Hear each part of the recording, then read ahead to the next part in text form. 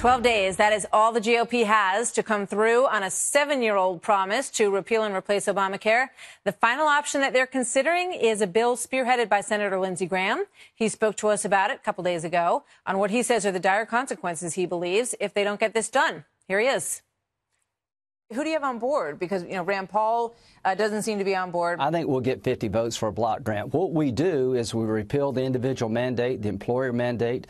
We take all the money we would have spent on Obamacare and block grant it back to the states by 2026. Here's the question for the Republican Party. Do we have the same determination to repeal Obamacare as Democrats had to pass it? I'll say this to the Republican Party. If you walk away and you give up, we'll never get over this. But Kentucky Senator Rand Paul is walking away from this current proposal at least, and he could be the one vote standing in the way of Obamacare repeal if it goes down that way. And he joins me now. Senator, good to see you. Welcome to the story. So why, it looks like McCain is thinking about it. Collins and Murkowski have said that they have concerns, but they're looking at it, which tells me that they're not a no yet. But you're still dug in on this. As a doctor, I don't think there's anybody in America who probably hates Obamacare and thinks it's a disaster for us more than I do. But this isn't repeal. You heard it in the clip from Senator Graham. This keeps the Obamacare spending, keeps well over 90% of the spending and the taxes. And then what it does is it reshuffles the money and it takes it from Democrat states and gives it to Republican states. I think it's going to end up looking, once people look at this bill, like a petty partisan bill that doesn't really fix the problem, because really what we're doing is, or what they want to do, is reshuffle the money, redistribute it from Republican to Democrat states, but basically keep all of the Obamacare money and taxes in place. That's not repeal in my book. We just had Governor Huckabee on, and I was talking to him in the break. He said, I think you could get you could get all the Republican governors, to back this plan. He said you could probably get some of the Democrats as well. He said what they want is to have more control over this funding and this money. And if there are discrepancies between states, he said those can be worked out along the way. But this is better than nothing. It's about two things. It's control of the money, but it's also about money. Those of us who objected to Obamacare, we objected to $1 trillion in taxes and $1 trillion in spending. But you're going to be stuck with that forever if something doesn't I know, get but passed.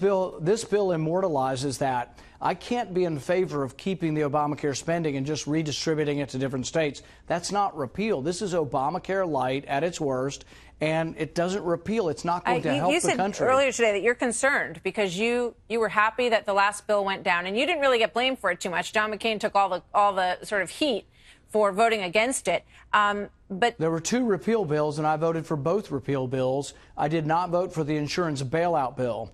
The only thing this bill has that's an advantage over the insurance bailout bill is this one doesn't have the insurance bailouts, but it still continues the Obamacare taxes, continues the Obamacare spending, and really just redistributes it, takes it from Democrat states and gives it to Republican states. This does not fix the problem, and I cannot be in favor of $1 trillion spending program. Well, I mean, no one can say that you didn't stand for that principle. You've said it all along, and I think a lot of people listen to your plan and understand the problems that you have with it.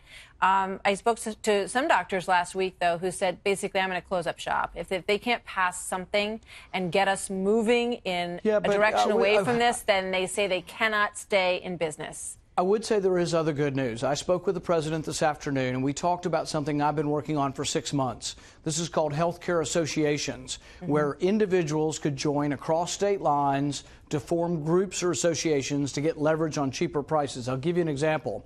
The National Restaurant Association, there are 2 million fast food restaurants, 15 million workers. Many of them don't have insurance.